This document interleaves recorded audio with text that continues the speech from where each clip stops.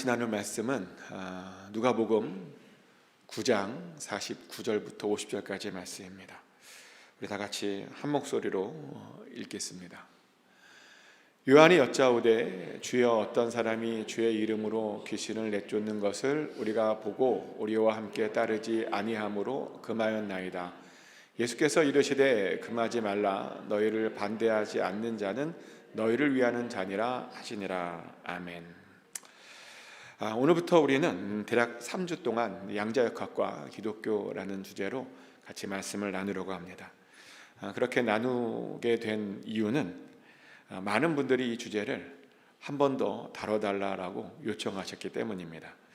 사실 이 주제는 지난 봄에도 나눴던 주제죠. 근데 그것을 듣고 온라인으로 한 번 더 좀 더 나눠주면 어떠냐라는 그런 제안을 받았습니다. 그래서 그런 요청에 힘입어서 다시 한번 이 주제를 나누게 되었습니다. 저는 개인적으로 이렇게 요청을 받으면 좋습니다. 어떤 듣고 싶은 주제가 있다라고 하는 것은 열정이 있다는 말이고 또 하나님에 대해서 알고 싶다는 말이잖아요. 이런 분위기가 저는 너무 좋습니다. 그래서 소망하는 것은 좀 이런 분위기가 좀 계속 되어졌으면 좋겠고요. 그러면서 좀 우리 교회가 더욱더 말씀을 사모하고 하나님에 대해서 더 알고 싶어 하지는 그런 성숙한 그런 교회가 되었으면 좋겠습니다. 그래서 오늘은 요청받은 주제인 양자역학과 기독교라는 주제로 이제 네 번째 시간을 같이 나누려고 하는데요. 특별히 오늘은 양자역학에서 다루어지는 입자들에 대해서 좀 나누려고 합니다. 양자역학을 발견했을 때 학자들이 제일 먼저 한 것이 뭐냐면 이 양자역학을 이제 원자와 그 원자 안에 있는 전자들에 적용하는 것이었습니다. 그들은 특별히 이제 양자역학의 아주 기본적인 공식인 슈레딩거 방정식을 가지고 이제 그것들의 특성을 계산해 보려고 시도했습니다. 슈레딩거 방정식이 뭐냐면요, 이제 양자역학에서 입자들의 상태를 알려주는 아주 중요한 그리고 기본적인 공식을 말하는데요. 이 공식이 이제 이렇게 생겼습니다. 이 공식이 이제 슈레딩거 방정식인데, 이 슈레딩거 방정식을 잘 풀면 이제 그 입자들을 위한 어떤 파동 함수를 우리가 구할 수 있게 됩니다. 그리고 이렇게 파동 함수를 알게 되면 그 입자들의 성질들도 우리가 알 수 있게 됩니다.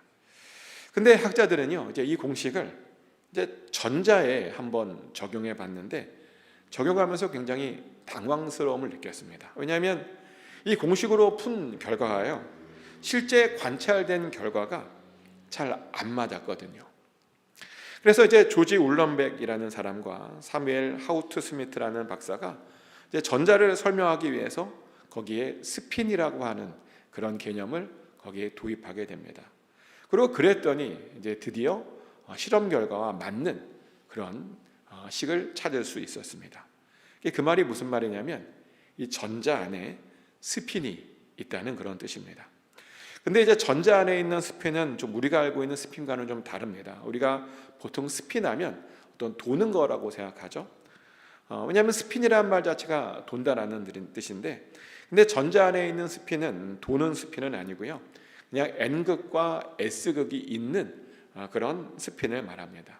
근데 왜 이것을 스핀으로 말하냐면 그림처럼 어떤 전하를 갖고 있는 것이 원형으로 돌게 되면 위아래로 N극과 S극이 생겨요. 돌면, 전하를 갖고 있는 애가 돌면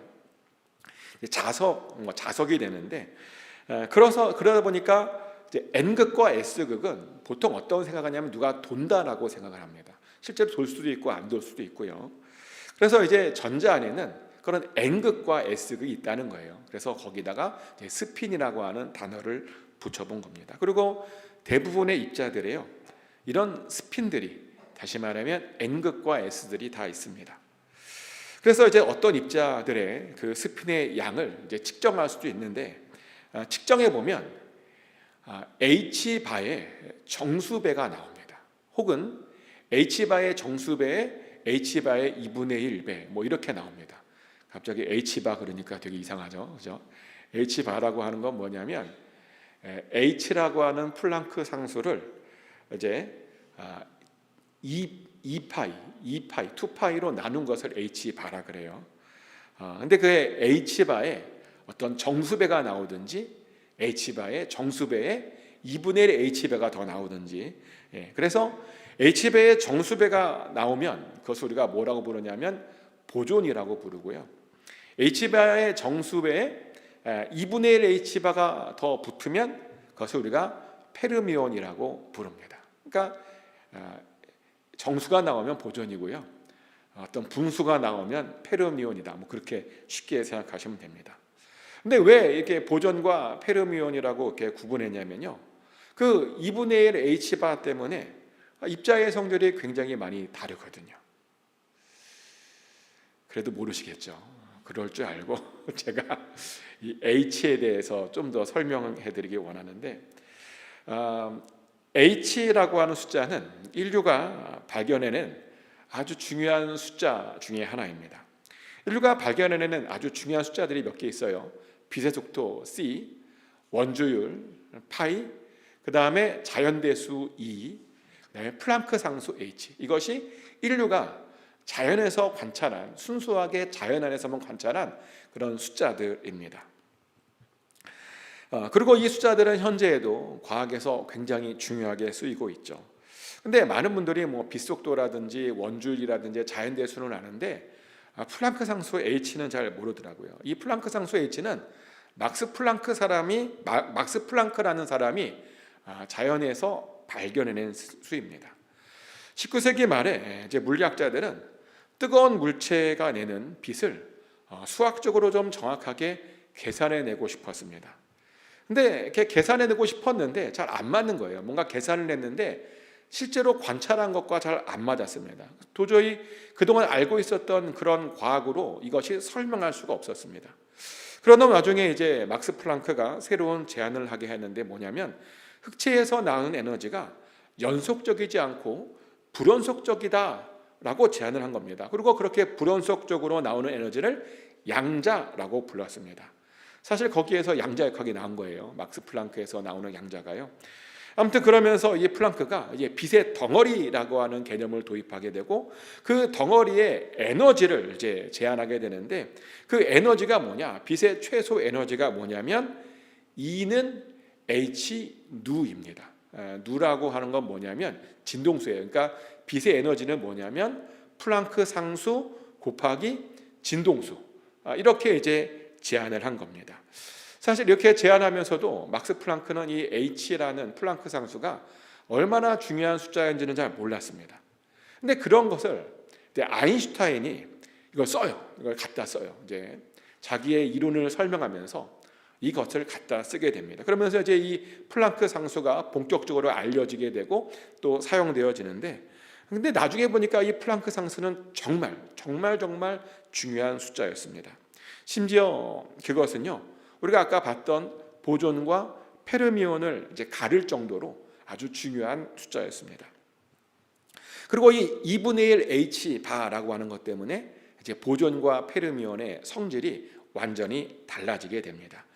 뭐가 달라지냐면요, 어떤 입자는 다른 입자들과 같이 지낼 수 있고요, 또 어떤 입자는 2분의 1 H 바 때문에 같이 있지 못하게 되는 그런 성질이 있습니다. 예를 들어서 보존은요, 다른 입자들과 서로 같이 있어도 전혀 불편함을 느끼지 않습니다. 그냥 같은 자리에 여러 입자들이 겹쳐서 이렇게 함께 어울려 지낼 수 있습니다. 마치 MBTI에서 E를 가지고 있는 사람들이 뭐 다른 사람들과 같이 있는 것을 되게 좋아하고 같이 있는 것을 좋아하는 것처럼, 이렇게 보존도요 똑같이 그렇게 행동을 합니다. 그리고 그렇게 같이 모여 있다 보니까요, 이 보존의 특징은 뭐냐면 굉장히 큰 힘을 낼 수 있다는 거죠. 그 대표적인 예가 레이저입니다. 레이저는 뭐냐면 광자들의 모임이거든요. 근데 광자가 보존이에요. 보존이기 때문에 여러 가지로 같이 뭉쳐 있을 수 있는 것이고, 그렇게 큰 에너지인 레이저도 만들어낼 수 있는 겁니다. 하지만 페르미온은요, 혼자만의 자리가 필요한 아이들입니다.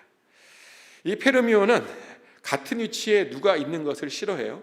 마치 MBTI에서 I 성격을 갖고 있는 사람들이 다른 존재가 있는 것을 되게 불편해하는 것처럼, 페르미온도 항상 혼자 있거나 아니면 좀 다른 포지션으로 있는 것을 굉장히 좋아합니다. 그리고 그렇게 다른 포지션으로 있고 싶어하는 것을 뭐라고 부르냐면, 우리가 파울리의 베타 원리라고 부릅니다. 아마 들어보셨나요? 파울리의 베타 원리. 안 들어보셨을 줄 알았습니다. 파울의 베타 원리가 뭐냐면요, 페르미온들이 같이 있는 방법이에요. 근데 혼자 있고 싶다 그랬잖아요. 근데 혼자 있고 싶다 보니까 굳이 꼭 같이 있고 싶다면 반대 방향으로 있는 거예요. 아까 이제 이런 입자들이 N극과 S극이다 그랬잖아요. 그러니까 여기가 N극과 S극이면 다른 쪽은 또 여기가 N극과 S극, 이렇게 서로 반대 방향으로 있어야 된다라고 하는 것이 바로 파울리의 베타 원리입니다. 그것이 바로 이제 페르미온의 대표적인 특징이죠. 이렇게 자연계에 존재하는 입자들은요, 크게 보존과 페르미온으로 나눌 수 있습니다. 재밌죠? 재밌을 줄 알았습니다.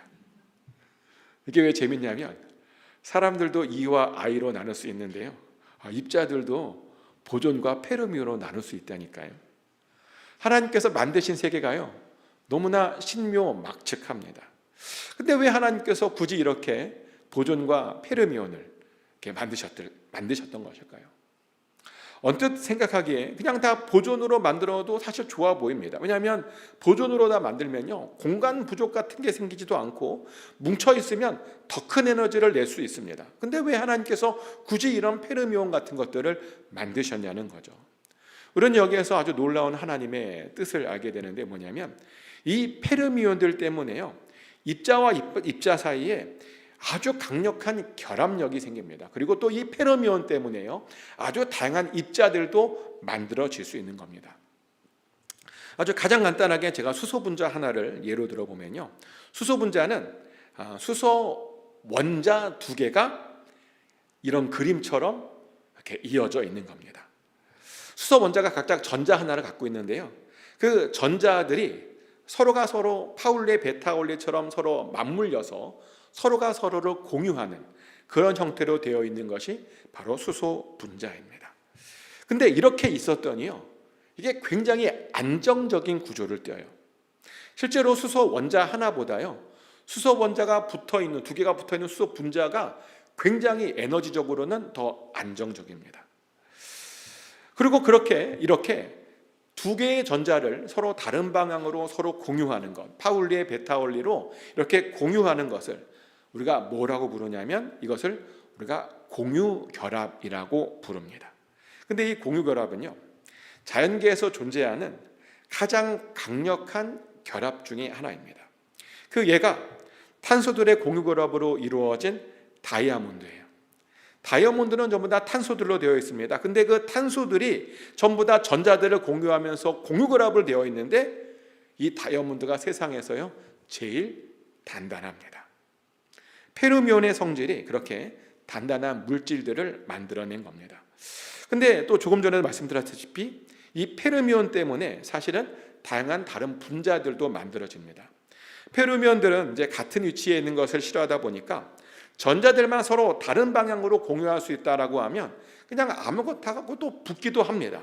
그러다 보니 수소와 산소가 만나서 물을 만들기도 하고요, 또 산소와 탄소가 만나서 이산화탄소를 만들어 보기도 합니다. 첫 번째 그림이 물을 만든 거고요, 두 번째 그림이 이산화탄소를 만든 겁니다. 이렇게 전자들을 서로 공유하면서 공유결합을 이루면서 안정적인 구조를 만들어냅니다. 근데 바로 이것 때문이었습니다. 하나님께서요, 까칠해 보이고 혼자 있고 싶어하는 페르미온을 만드신 이유가 바로 이런 이유 때문이었습니다. 참 이런 걸 보면요, 정말 하나님께서 쓸데없는 걸 만들지 않으셨어요. 그죠? 우리가 보기에 이렇게 혼자 있는 거 좋아하는 애를 왜 만들어 싶은가라는 생각이 드는데요, 다 거기에도 보니까 하나님의 섭리와 계획과 뜻이 있다는 거죠. 보면 다 필요한 그런 존재들이고 다 필요한 사람들이라는 겁니다. 오늘 우리가 읽었던 본문에도 그런 사람들이 나옵니다.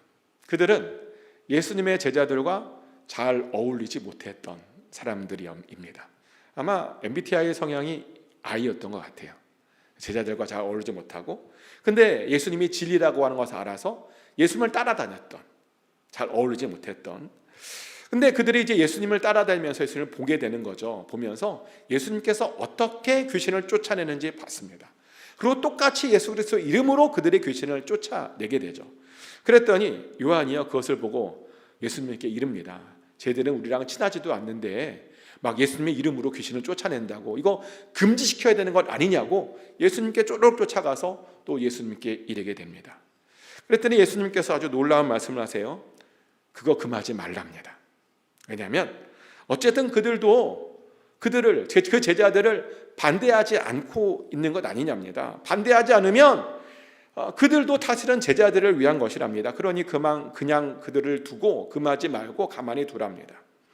예수님께서는 이렇게요, 함께하지 않은 그런 소극적인 그런 아이 성향의 사람들도 품었습니다. 그리고 그런 자들도 있어야 된다라고 말씀하셨습니다. 그리고 같은 이유로 교회 안에도요, 그런 사람들이 있어야 합니다. 성격 때문에 잘 어울리지 못하는 사람, 내성적인 것 때문에 잘 힘들어하는 사람, 그런 사람들도요, 사실은 교회 안에 필요한 사람들입니다. 사실 교회에 있는 모든 사람들이요, 다 적극적일 필요가 없어요. 물론 모든 교인들이 다 적극적이면 좋겠죠. 모든 교인들이 다 성향이 이어서 이면 아마 굉장히 활발할 거예요. 아마 상상해 보세요. 모든 교인들이 이라고 생각해 보세요. 어떨까요? 아무도 소외받지 않을 거고 뭐 하자 그러면 으쌰으쌰 하면서 뭔가 열심히 하게 될 거고. 근데요, 그것은 좋을 때만 이야기고요. 사실 그런 사람들이 있으면 교회가 어떻게 되냐면 교회가 산으로 갑니다. 왜냐면 다 각자 하고 싶은 게 있거든요. 다 그래서 금방 또 갈등이 일어납니다. 그래서 사실 교회는, 건강한 교회는요, 외향적인 사람과 내향적인 사람들이 골고루 섞여 있어야 됩니다. 그리고 은근히요, 내향적인 사람들 사이에는 외향적인 사람들이 알지 못하는 어떤 끈끈함이 있어요. 내향적인 사람들은요, 친구를 많이 사귀지 않죠. 근데 그 적게 사귀는 그 친구들과의 그 관계가 얼마나 깊은지 모릅니다. 그래서 웬만하면 그 관계가 잘 흔들리지 않습니다. 그래서 오히려 어렵잖아요. 그러면 그 깊은 관계 때문에 오히려 거꾸로 잘 버텨냅니다. 그래서 실제로 내향적인 사람들이 많으면 많을수록 오히려 그 교회는요, 위기에 강한 교회가 될 수 있습니다. 사실 그래서 하나님께서 우리들에게 이제 그런 사람들을 보내준 거고요, 또 우리를 그렇게 만든 겁니다. 그래서 우리는 서로 다른 성향을 갖고 있는 사람들을 정죄하거나 판단하면 안 되고요, 왜 저 사람 저거밖에 안 되지라고 절대로 함부로 생각하면 안 됩니다. 하나님께서 다 이유가 있으셔서 그런 사람을 만드시고 그런 사람을 불러주신 겁니다. 그래서 우리는 그것을 서로 이해하고 서로 받아들이고 함께하기만 하면 됩니다. 그것이 바로 하나님께서 우리를 한 교회로 묶어주신 하나님의 뜻입니다. 근데요, 사실은 이 세상에는 보존과 페르미안만 또 있는 게 아니에요. 사실은 이 세상에는 애니온이라는 것도 있습니다. 근데 이 애니온은요, 놀랍게도 우리가 사는 3차원 세상에 있지 않습니다. 이 애니온은 2차원 세상에 존재하는 그런 입자입니다. 자, 그러면 2차원에 있으니까 우리랑 상관이 없는가? 그렇지 않고요, 우리가 사는 세상에도 2차원 평면을 가지고 있는 존재들이 있습니다. 우리가 3차원에 산다고 모든 물체들이 다 3차원이 아닙니다. 3차원에 살지만 그 안에 2차원도 존재합니다. 그 대표적인 것이 그래핀이에요. 그래핀이 뭐냐면 이제 탄소들의 원자가 한 개의 층으로 이루어진 물질을 말하는데, 이 그래핀이 대단하게 유명한 이유는 뭐냐면 인류가 발견한 가장 얇고 또 가장 강하고 전기와 열 전조도가 가장 뛰어난 재료가 바로 이 그래핀이기 때문입니다. 심지어 만드는 방법도 간단해요. 스카치 테이프로 한번 띄면 그래핀을 만들 수 있대요. 스카치 테이프로. 근데 이 그래핀이 바로 2차원 물질입니다. 이렇게 우리 주변에 2차원 물질이 있습니다. 그런데 2차원에만 존재하는 그 특별한 입자가 뭐냐면 바로 애니온이라는 입자인데요, 이 애니온은 보존이나 페르미온과는 완전히 다른 성질을 가지고 있습니다. 제가 조금 전에 보존과 페르미온은 H바가 있고 H바에 정수배에 2분의 이렇게 있었잖아요. 근데 이 애니온에는 그런 것이 없습니다. 이 애니온은요, 아주 다양한 스핀 값을 가질 수 있습니다. 그리고 그렇게 가질 수 있는 이유가 바로 이 애니온의 꼬임 구조 때문인데요, 제가 그림 하나 보여드리겠습니다. 이제 애니온들이 2차원이다 보니까 선형으로 보통 쓰는데, 이 선들이 있다 보니까 이것들이 꼬여요. 중간에 막 꼬이고, 한 번 꼬이고, 두 번 꼬이고, 세 번 꼬이고 막 꼬입니다. 근데 꼬일 때마다 다른 그런 스핀 값을 갖게 됩니다. 그리고 이 스핀 값을 가지고 요즘 이것을 어디에다 이용하고 있냐면요, 양자 컴퓨터라고 하는 컴퓨터에 이것을 이용하고 있는 중입니다. 아마 들어보셨나요? 양자 컴퓨터? 꿈의 컴퓨터라고도 하고 컴퓨터의 궁극적인 모습이라고도 하는 양자 컴퓨터. 이 양자 컴퓨터 안에 들어가는 그 회로가요, 바로 애니온의 꼬임 구조입니다. 근데 처음에는요, 아무도 이런 애니온이 있을 것이라고 생각하지 않았습니다. 뭐 2차원 세상에 뭐 그렇게 대단한 것이 있을 것이라고 아무도 기대하지 않았습니다. 근데 그런 기대가 없던 곳에 프랭크 월칙이라는 물리학자가요, 1980년도에 이런 의심을 하게 되죠. 과연 이 세상에 보존과 페르미만 있을까? 뭐 다른 입자들이 없을까? 그러며 2차원 세상을 이 프랭크 월칙이 뒤지게 됩니다. 그러다가 뒤져보니까요, 아주 이상한 새로운 입자가 있을 수 있다라고 하는 결론을 내리고, 그러면서 그 입자를 무슨 일이든 일어날 수 있는 입자라는 뜻의 애니온이라고 그렇게 붙인 겁니다. 그러다가 이것이요, 나중에 정말 관측되게 되죠. 실제로 있는 그런 입자였던 것을 알게 됩니다. 그리고 있는 것뿐만 아니라 요즘에 양자 컴퓨터의 핵심 기술로 쓰이고 있는 중입니다.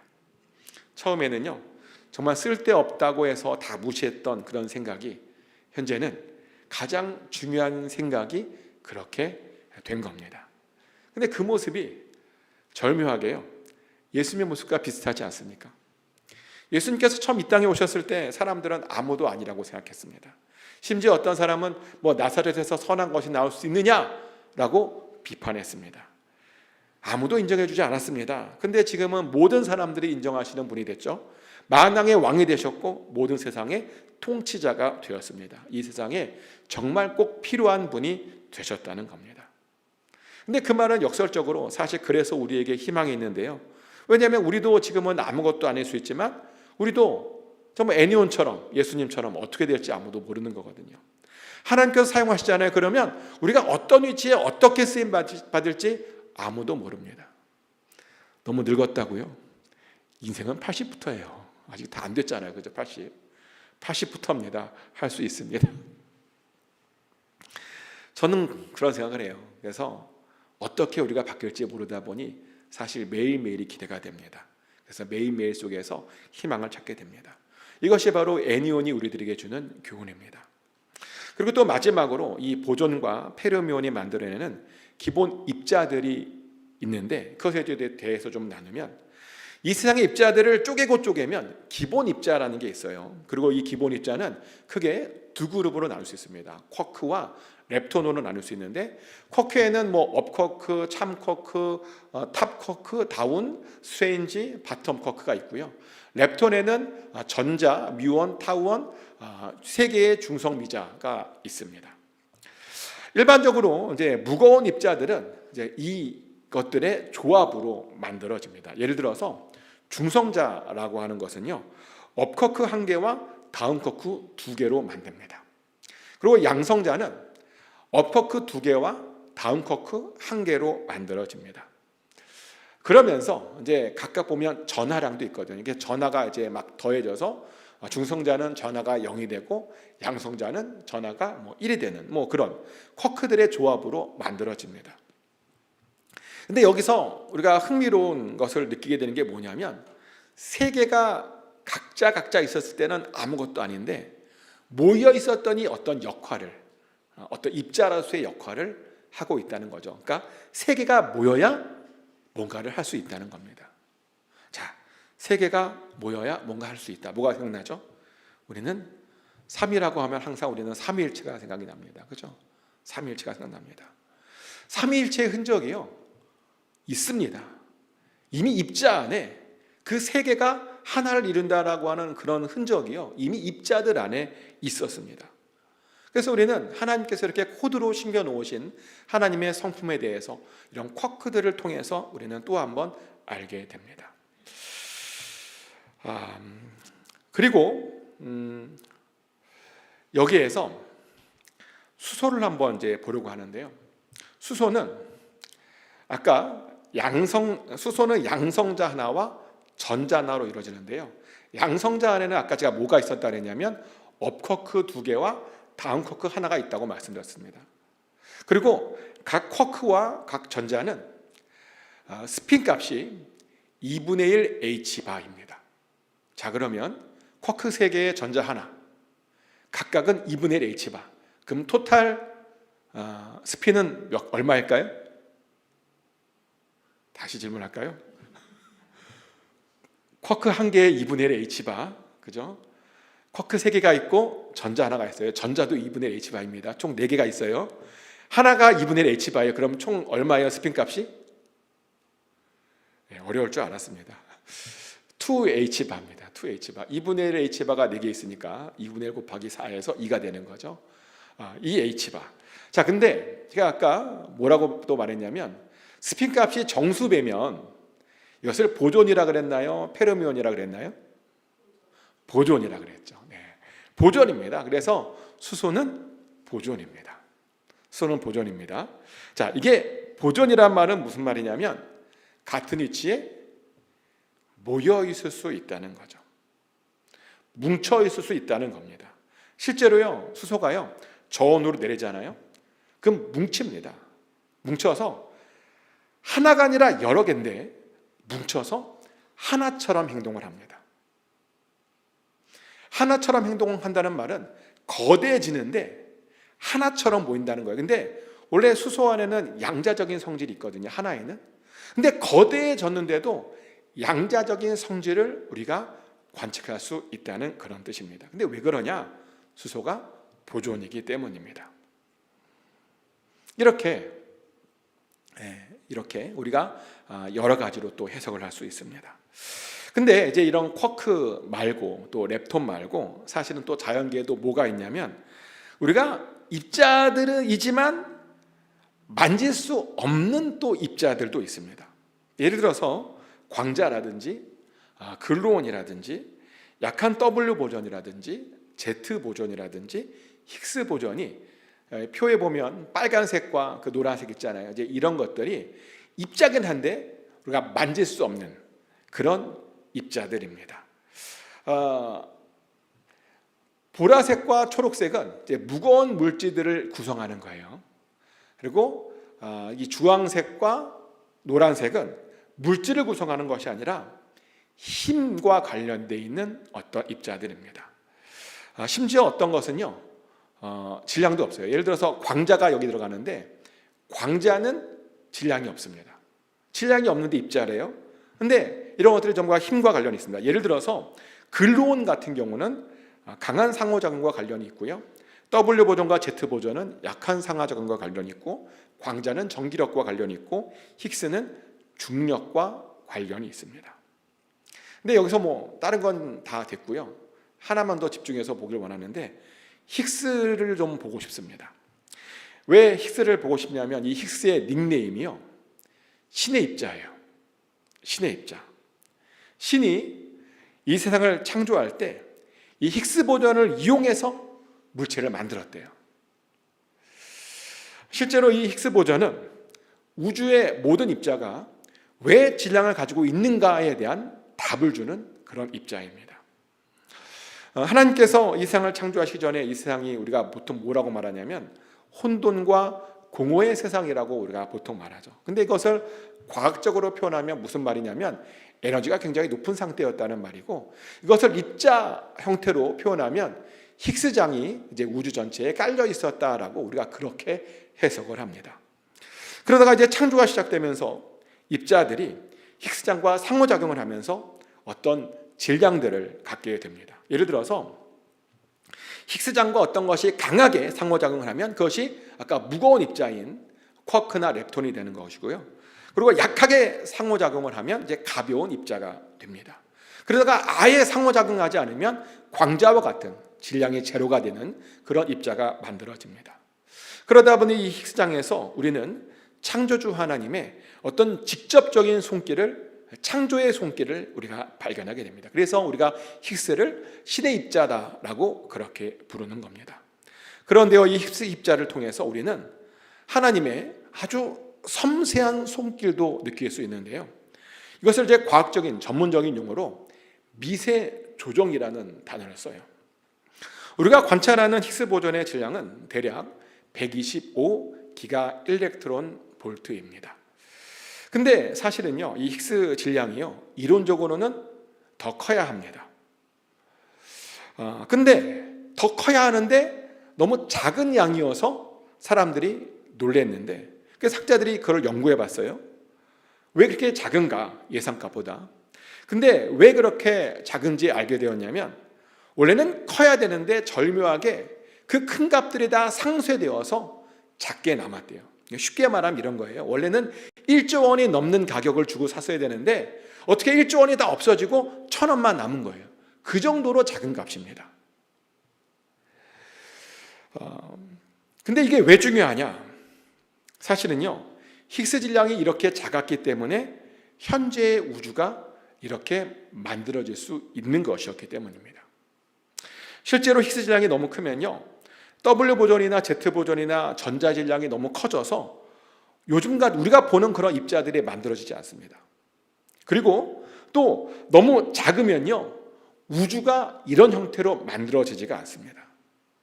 지금 딱 이 정도 값이어야 뭐 별도 만들어지고 원자도 만들어지고 뭐 화학작용도 하고 그러면서 생명도 만들어질 수 있는 겁니다. 딱 이 정도 양이 돼야 만들어지는 겁니다. 그러다 보니 이제 물리학자들은요, 바로 이 히그스 입자 안에서 그 미세 조정된 히그스 입자의 그 질량 안에서 아주 섬세한 하나님의 그 손길을 발견하게 됩니다. 너무 정확하게 이 히그스 입자의 질량이 조절된 것을 보고요, 정말 누군가가 있구나, 이것이 인위적이지 않으면 설명할 수 없구나라고 그렇게 알게 되었다는 거죠. 이렇게요, 기본 입자만 봐도 우리는 정말 창조주 하나님을 믿지 않을래야 않을 수가 없다는 겁니다. 하나님께서 이런 기본 입자 안에 당신의 창조 흔적을 그렇게 심어 놓으셨다는 겁니다. 근데 사실은 뭐 이런 기본 입자에만 심겨 놓았겠습니까? 사실은요, 우리 주변의 자연계에 굉장히 많은 그런 하나님의 흔적들이 굉장히 많습니다. 그래서 우리들의 의무는, 전에도 말씀드렸는데, 바로 그런 것들을 깨닫고 발견하는 것들이 우리의 의무 중에 하나입니다. 그러면서 창조주 하나님을 계속 새롭게 만나는 겁니다. 어렵더라도요, 알아야 된다는 거예요. 소망하는 것은 이런 시간들이 여러분들에게 그런 좀 하나님에 대한 그런 지식들이 더 넓어지시고 깊어지시는 그런 시간들이 될 수 있기를 소망합니다. 그래서 정말 우리가 믿고 있는 이 하나님이 얼마나 참된 진리인지, 하나님께서 어떻게 이 세상을 그렇게 만드셨는지 우리가 정말 깊이 깨달아 알 수 있는 그런 시간이 될 수 있기를 예수 그리스도의 이름으로 축복합니다.